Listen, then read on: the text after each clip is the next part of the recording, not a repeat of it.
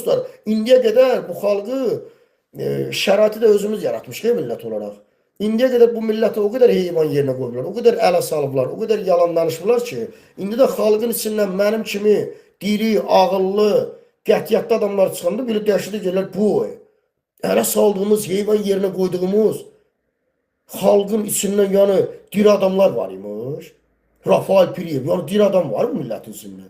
Axı bu milləti biz ələ salırdıq, heyvan yerinə qoyuruq axı. Nətər ola bilər ki, xalqın içindən Rafael Piriyev kimi ağıllı, şuurlu, cəsarətli, ləyaqətli, qətiyyətli bir oğul çıxsın, əlində də bir kanal olsun, resurs olsun, çıxsın bizi ifşa eləsin. Ona dəhşətə gəlirlər.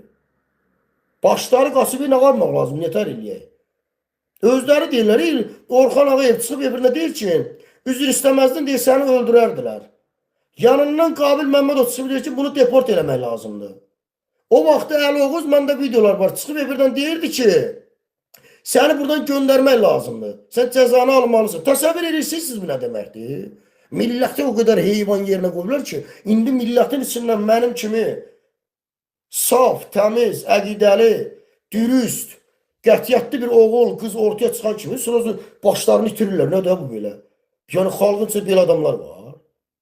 Dəhşətə gəlirlər. Məsələ bu deyil dostlar, qardaşlar, əziz insanlar.